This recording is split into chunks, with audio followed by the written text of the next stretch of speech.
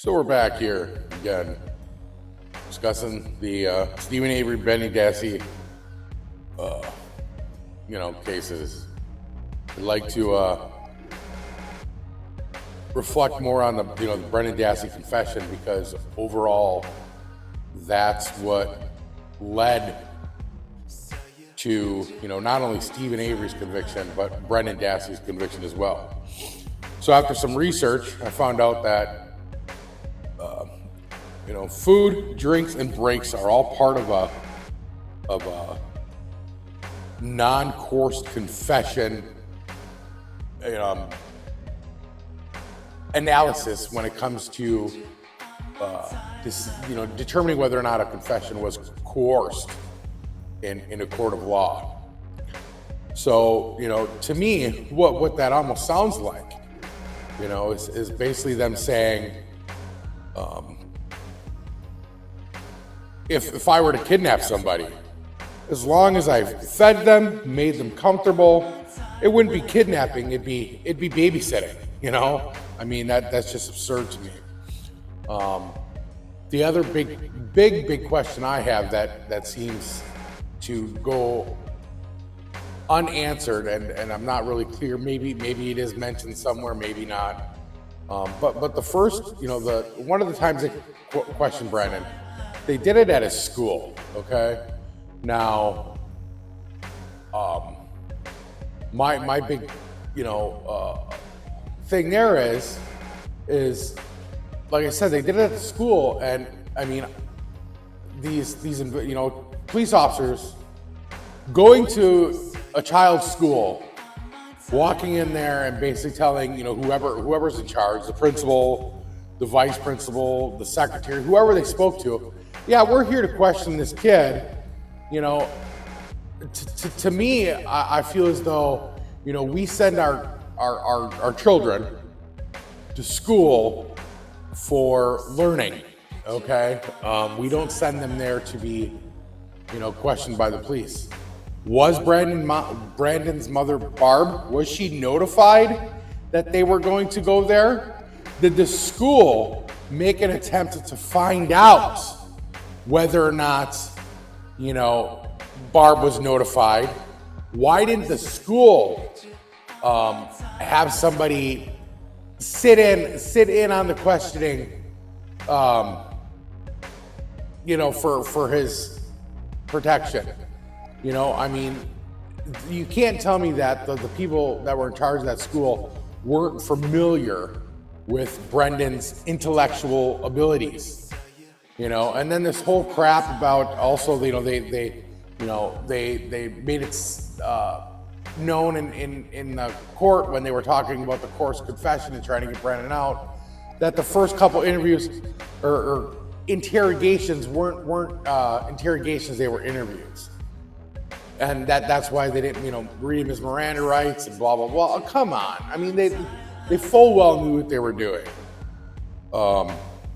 And that's just always bothered me, like big time, is like, you send your children to school to learn.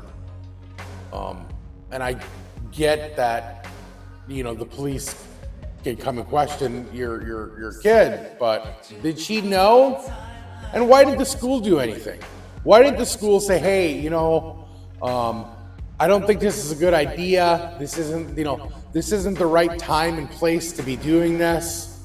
So that's my big contention for that whole school interview, and why I think, if anything that was said during that interview, shouldn't be a factor in Brendan's case for being let out.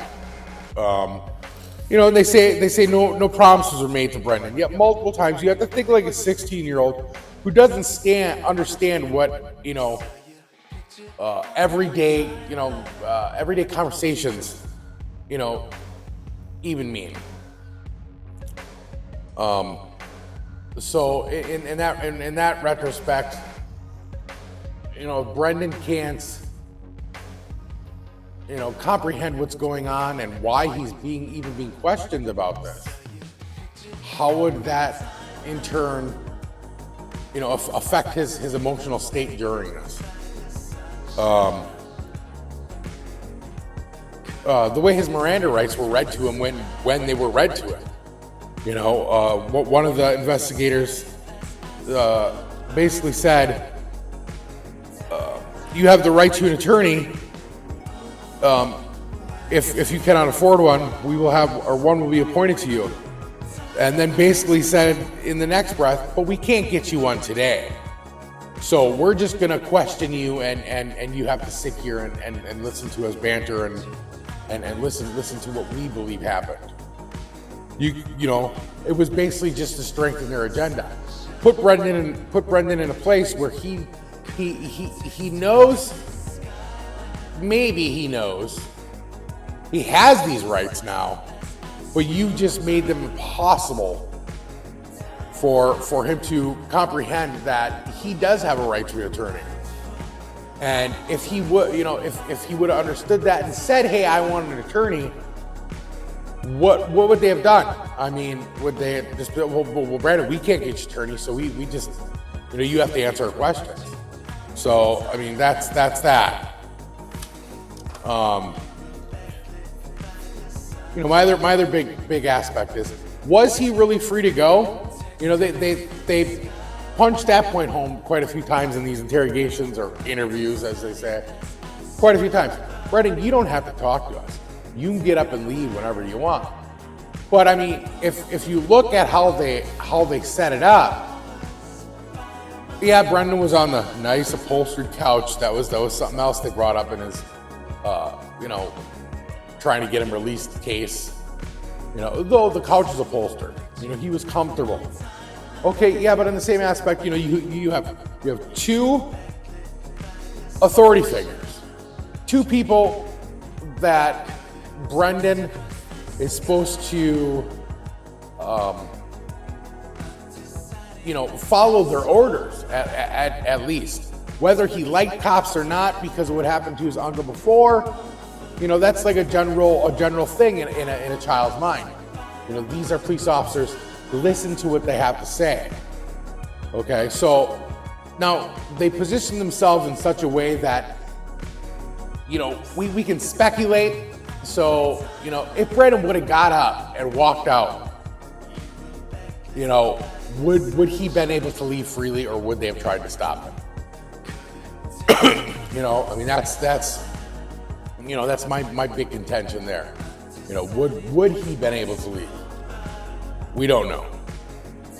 Even in the jail, when they interrogate him in the jail, it's set up in that same way, where he's off in a corner, okay, of this interrogation room, and they're in his way to the door.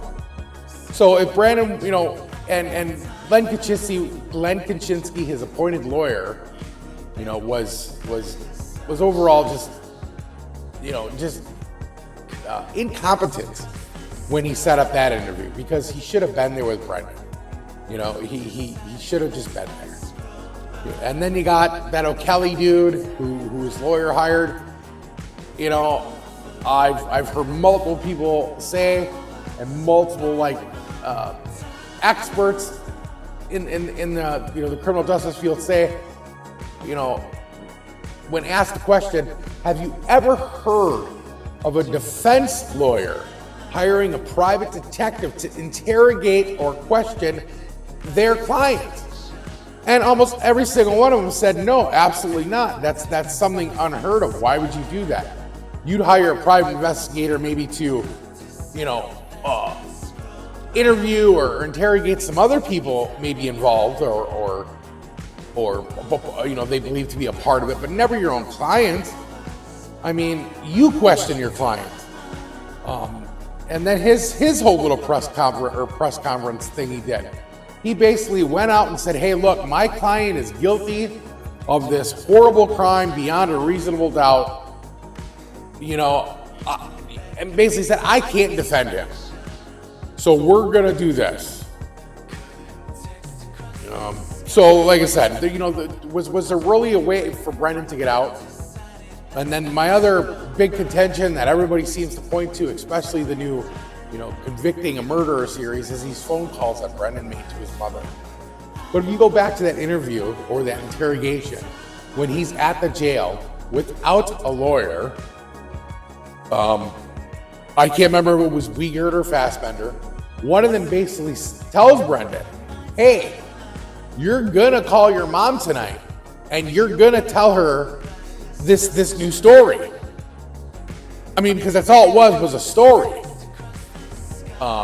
That's what a confession is. It's a story of what happened, or what they assume happened. But he kept pushing that point home. If you don't call her, I'm going to. If you don't call her, I'm going to.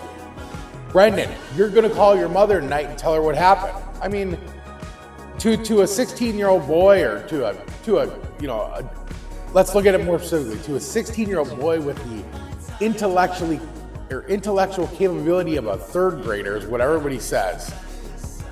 If you tell a third grader, you're going to call your mom and tell him what you did, whether it's true or not, they're going to do it. They're just going to do it. And if these people could just step out of the guilt circle for a second and watch that interrogation, I think it might change their minds. Again, they're constantly treating him like a child, and then they charged him as an adult. How can you at one point treat him like a child and then charge him in adult court? I mean, bottom line, he should have been charged in juvenile court. But again, it goes with the whole new saving face, thing. Well, we're going to charge you as an adult because we believe you did this horrible thing. We don't have any proof that you were there, Brendan. Bottom line proof, but we're gonna you did it. You had to do it.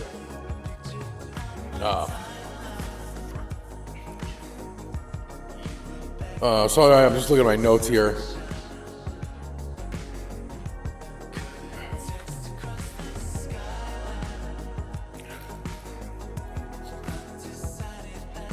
Yeah, so basically when I hear that call, I don't hear an admission of guilt.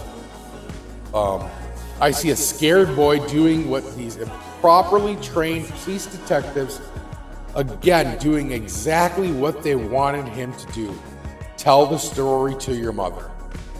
And then it all comes down to shortly after that, Ken Kratz, had this press conference where he basically,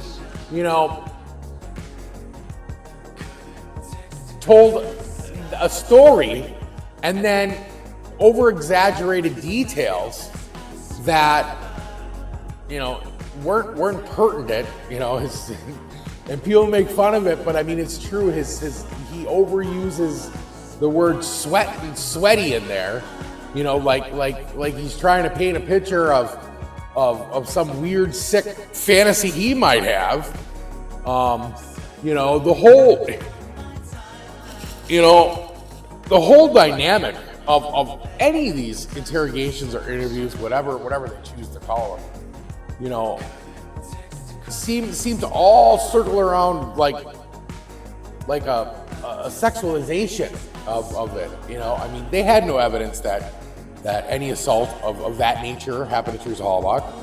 But yet, if you go back and you look at the Jody interrogations, they're asking her about, her and Steven's, intimate life. They asked Brendan several times, about, intimacy and if he had been, and just it's just gross. It's you're talking to a 16-year-old boy, whether or not Brendan had girlfriends and had any experience in that area, we don't know. I would assume no, because he was very shy. They say he was very shy and introverted. So what's the deal there? You're drilling this into his head, trying to paint this picture, that you need. But yeah, Ken Kratz's press conference, they had no no chance there's a fair trial. He poisoned the water hole and still led the cows and the horses to it. Again, Brendan's own attorney, manipulated him, got him to do things that if my attorney said that to me, I would say you're crazy. If I'm being questioned, I need you here because I don't know all the legalese, if you will, that these people that they use. I know a lot of it, but there might be some that I don't know that they can use to manipulate. I believe at that point, if I was a judge in this case, I believe his name was Willis, Judge Willis. If I found that out, that the lawyer let him be questioned without him there, that basically he went out and he told people, the public in press conferences that his client was bottom line guilty. I mean, wouldn't a judge have the common sense or the compassion even to say, hey, that's not right. You're supposed to find evidence or find some way to make him seem innocent until proven guilty. Before the trial even happened, all these press conferences were going on, and they were guilty until proven innocent. That's not how our justice is supposed to work. Unfortunately, that's how it works 90% of the time. There should have been a mistrial without question. And then the other thing that I was wondering here is, I keep hearing about Fox Hill, that Brendan and his family were at Fox Hill one of the times, or before he was questioned, possibly by law enforcement. My thing is did the law enforcement or the state pay for that? Because I've heard that too. If they possibly paid for that. And if they did, we need to know that, because that would just be another way of manipulating Brendan into a confession.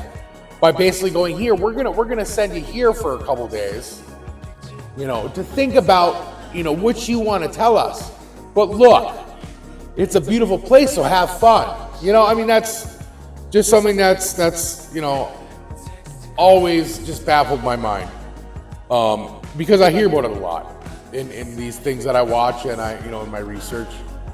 But, not everything, about this case has been documented though either. There was a lot of, shady, look over here while we're doing this over here type stuff. So is that something that possibly happened? I'd love to know, because I believe that we could use that as maybe some way, to get justice for Brendan. I mean, I don't think he belongs there. I think if anything, I do understand that at some point there was a plea deal, and Brendan turned it down because, he talked to Grandpa Alan Avery, and Alan Avery basically said, to him, if you take that plea, you're saying, you and Steven are guilty, and he basically talked him out of it, and I get that. I'd want my grandpa to talk me out of something like that too, if he was, still with us.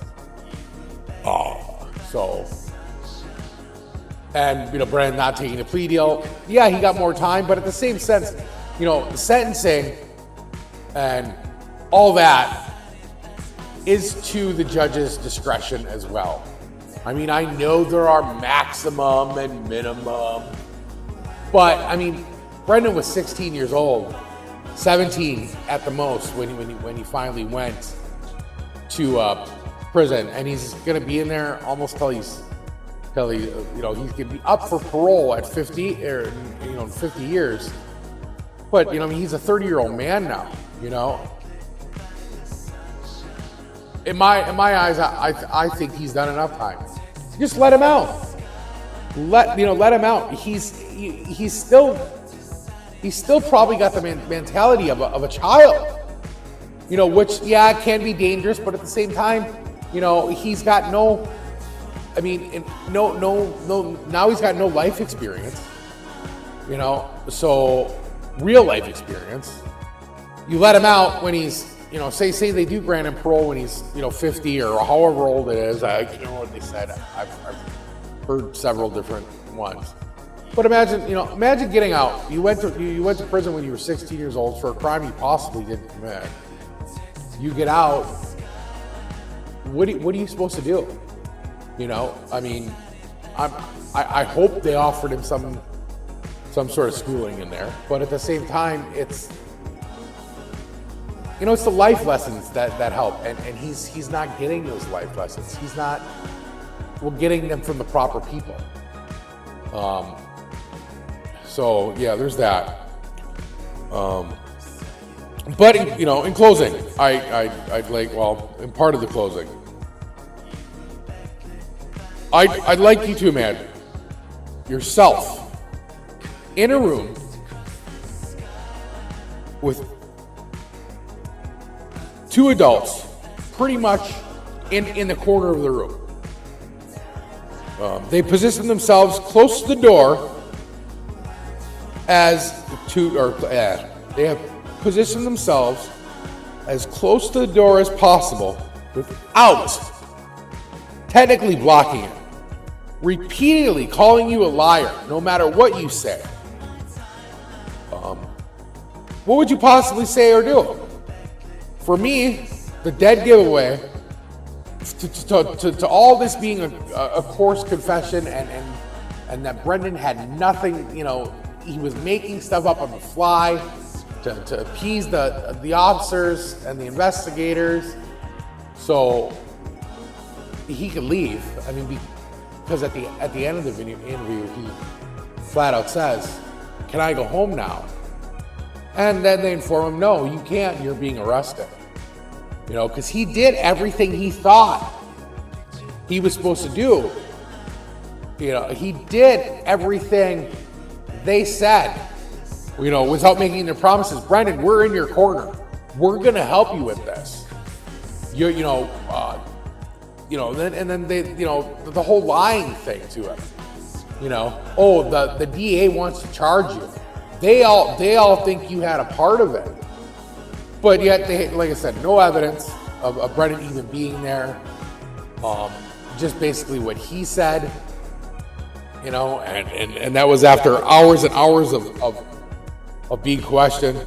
Well, it was this single statement, but there were several other statements just like this throughout throughout these interrogations that Brendan said very similar to this, or the whole, when they'd ask him a question, he'd just start giving detail after detail after detail that they had no idea happened.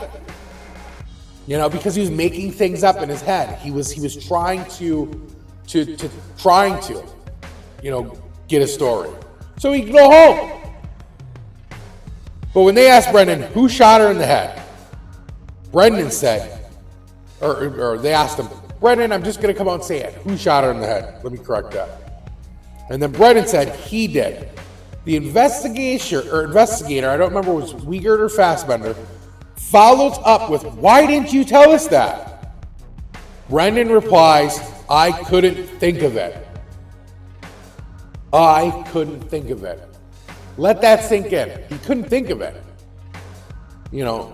And then, they said, well, that's just another way of him deflecting.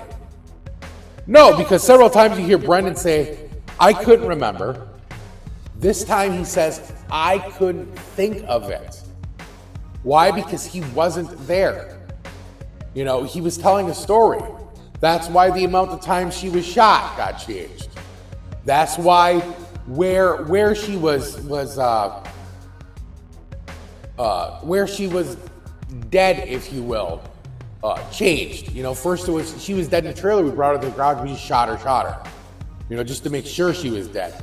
Then it was, she wasn't dead in the trailer. We brought her out to the garage. Steven shot her there. That's what killed her. Again, these are all things that they were just manipulating him into saying.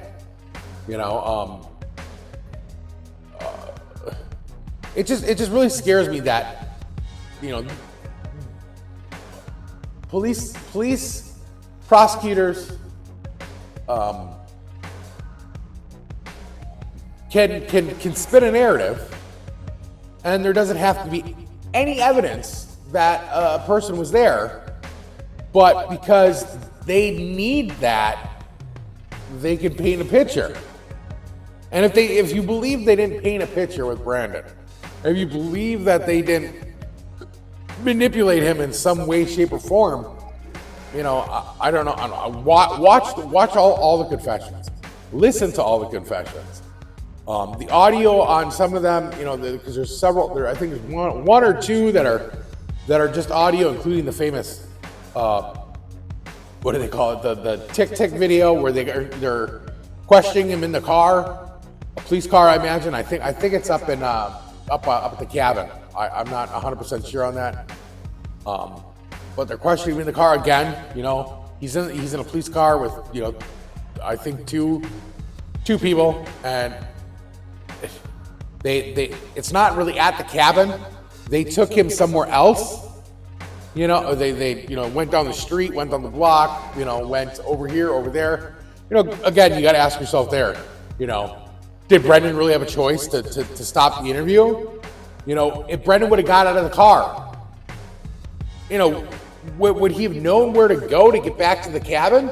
Would they have chased him down? You know, we don't know these things, you know, because it's all speculation. But in hindsight, you know, I mean, just with the way he was represented by Len Kaczynski alone, I think should have been grounds for I mean, if anything, a mistrial, and there wasn't even that. I mean, there was a short break to get him another attorney, and then basically, you know, this new attorney was you know, thrown into something. He had to, you know, it was horrible. It was horrible. You know, even if Stephen did do it, you know, let's just throw that out there. If Stephen did do it,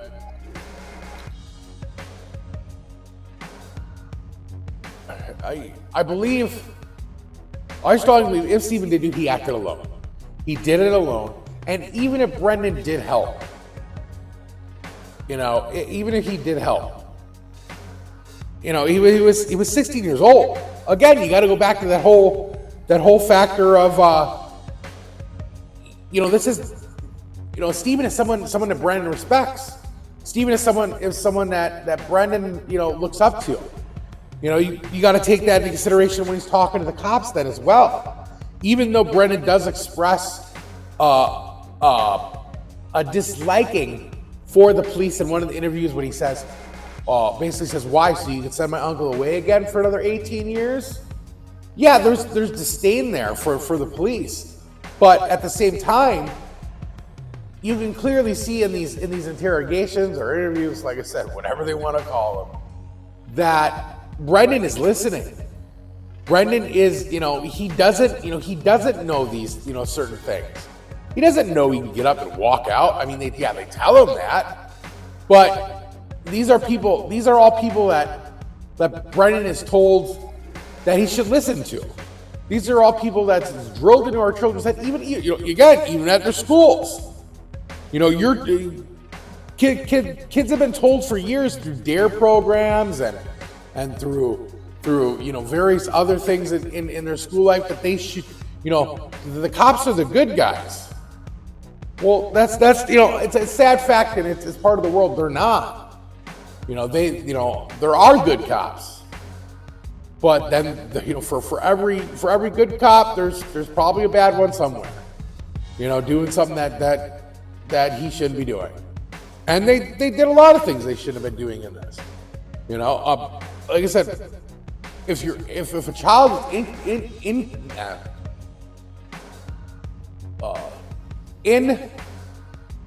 I'm trying to think of the word. I can't think of the word. Intellectually challenged, I don't think they should ever be questioned without a lawyer or an adult with objectivity, you know, I don't think should be allowed to be questioned. I don't. I mean, that seems wrong to me.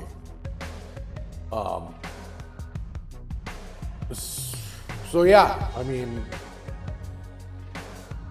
I do understand, or I'm under the understanding that now I believe there's a law. I don't know if it's 100% because of Brendan, but I think there might be a law in Wisconsin that was made shortly after this or due to another case that a child of a certain age, I'm not sure what the age is, I'd actually have to look into it more, but I remember hearing about it in one of the YouTube videos I watched about Brendan Dassey's confession. There's now a law in Wisconsin that a child of a certain age or of a certain intellectual deficiency, you know, like they have to have somebody, a responsible, objective adult, or even it might be a parent present during any questioning, regardless. But again, I'd have to look into that. And if there's not a law, and I'm wrong, I believe there should be a law. And once if that law does pass and go through, I believe that they should go back and, you know,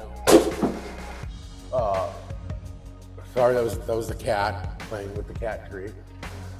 That they should go back and look into Brendan Dassey's case as well, and maybe somehow grandfather him into that, because again, I even feel that his punishment doesn't fit the crime. I mean, you've got to take everything into consideration, and I don't think they did. I mean, like I said, I understand he didn't take the plea bargain, which would have been less time, you know, but at the same time, you know, it's just like they have discretion.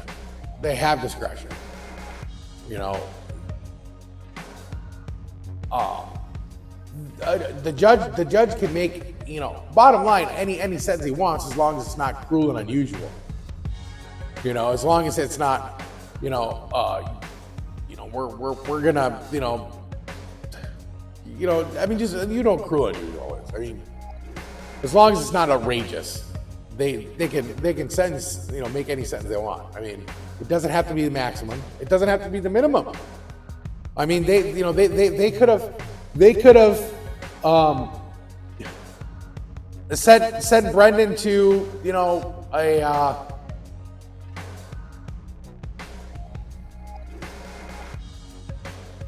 a juvenile detention facility till he was, you know, 18. I believe in the state of Wisconsin, they can actually send you there till you're 21.